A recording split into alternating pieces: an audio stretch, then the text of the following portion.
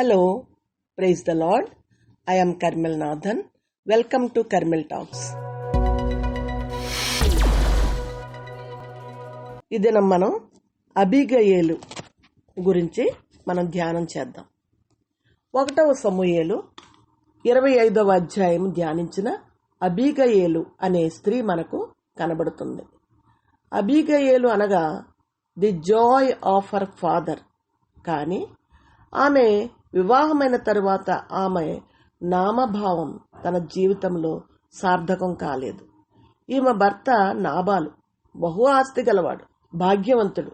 కానీ అతని ప్రవర్తన చూడగా మోటువాడు, దుర్మార్గుడు, త్రాగుబోతునై ఉన్నాడు.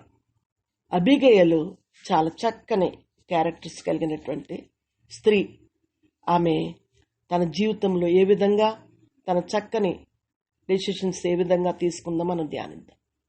అబీగయేలు దైవ జ్ఞానం కలిగినటువంటి స్త్రీ. మరి తన భర్త త్రాగుబోతు. అటువంటి భర్తతో సంసారం చేయడం చాలా కష్టమే.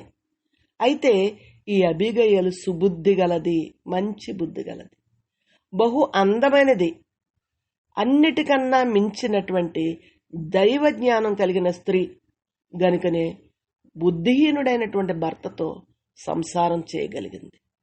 సుబుద్ధి గల భార్య యెహోవా యొక్క దానము. సామెతలు 19:14. సమాధానపరిచేవారు ధన్యులు, వారి దేవుని కుమారులు అనబడుదురు. మత్తయి 5:9.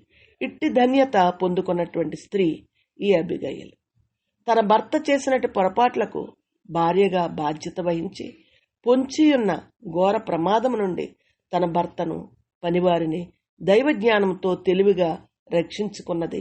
కుటుంబ పరువు ప్రతిష్టలను కాపాడుకుంది. ప్రాణాపాయాన్ని తప్పించినటువంటి స్త్రీ. ఒకప్పుడు రాజైన దావీదు ద్వారా నాబాలు, అతని పనివారు అనేక ఉపకారములు పొందుకున్నారు.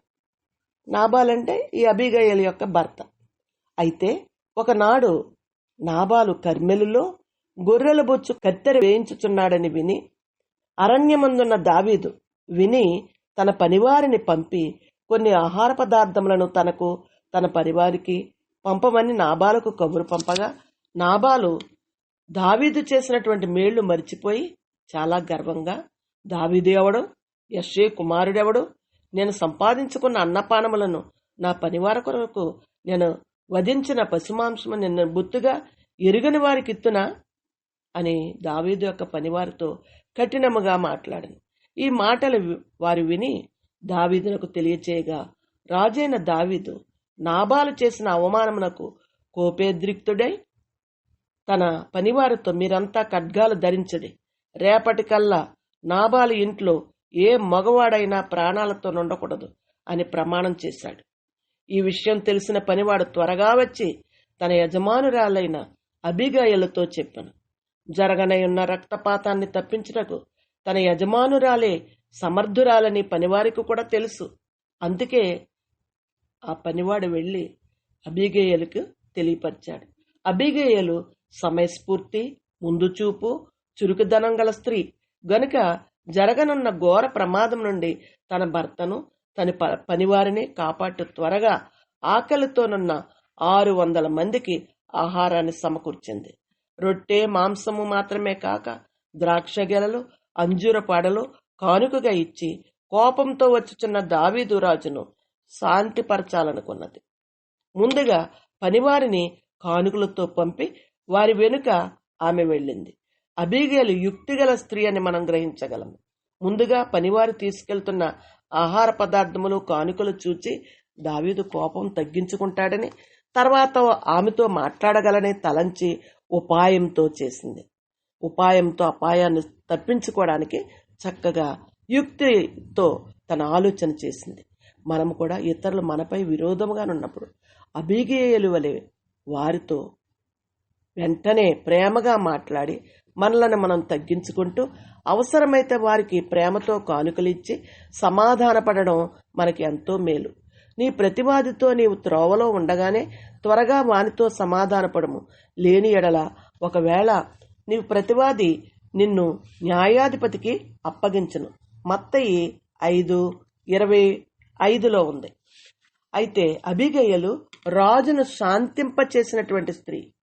అబీగయలు దావీదును కనుగొన్నప్పుడు గాడిద మీద నుండి దిగి సాష్టాంగ నమస్కారం చేసి పాదములు పట్టుకొని, నా ఏలినవాడా, ఈ దోషము నాదని ఎంచుము, నన్ను క్షమించుము, యెహోవా జీవముతోడు, ప్రాణహాని చేయకుండా యెహోవా నిన్ను ఆపియున్నాడు, దయతో ఈ కానుకలు అంగీకరించుము అని బ్రతిమాలుకున్నది.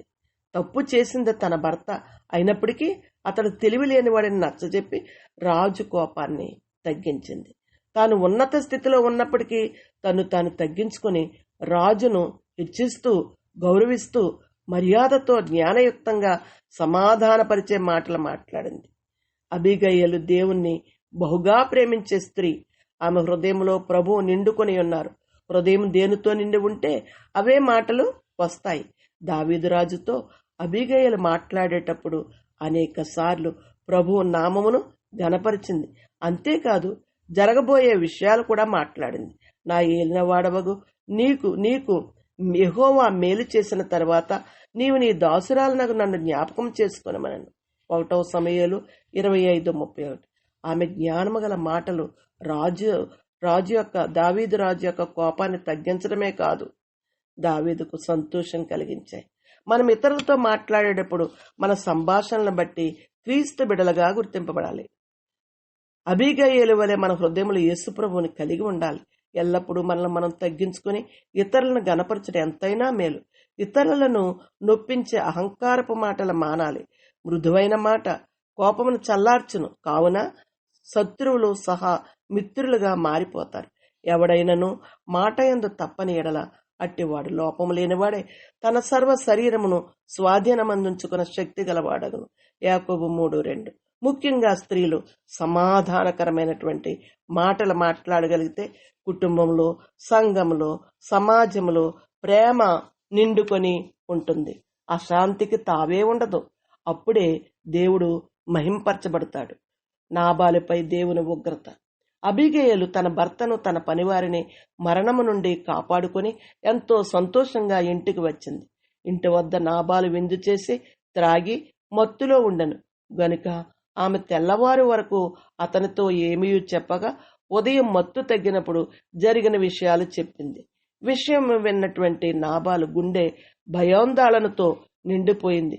యెహోవా అతన్ని మొత్తగా 10 దినముల తర్వాత అతడు చనిపోయాను. అబీగయలు తన భర్తను రక్షించుటకు ఎంతగానో ప్రయాసపడింది. అతి జాగ్రత్తతో చూచుకున్నది గాని దేవుని ఉగ్రతను నాబాలు తప్పించుకొనలేకపోయాడు. ఏ కుటుంబాలలోనైనా భర్త దుర్వ్యసనములకు అలవాటైనడల మంచితనముతో, ప్రేమతో వారిని మార్చాలి. అబీగయలు వలె దైవజ్ఞానముతో సమయానుకూలంగా హెచ్చరిస్తూ వారిని రక్షించుటకు ప్రయాసపడవలను. దేవుని దగ్గర గోజాడాలి, కన్నీటితో ప్రార్థించాలి. అంతకు వినకపోయినా దేవుని ఉగ్రత నాబాలుపై ఏ విధంగా వచ్చిందో చూపించి హెచ్చరించాలి వారిని. అంతేగాని అట్టి వారి గురించి దిగులుతో కుమిలిపోకూడదు. విశ్వాసంలో సన్నగిల్లరాదు. ప్రభువు తప్పక గొప్ప కార్యం చేయగలడు. ఇది కృపాకాలం గనుక ఎంత ఘోరపాపినైనా ప్రభు రక్షించుటకు సిద్ధముగానున్నాడు. కావున పైనుండి వచ్చు జ్ఞానము మొట్టమొదట పవిత్రమైనది, తరువాత సమాధానకరమైనది, మృదువైనది, సులభముగా లోబడినది, కనికరముతోనూ మంచి ఫలములతోనూ నిండుకొనినది, పక్షపాతమైనను వేషధారణ లేనిదియునై ఉన్నది. యాకోబు 3:17. ఇట్టి జ్ఞానాన్ని ప్రభువు మనకు దయచేయునుగాక. Thank you very much for watching.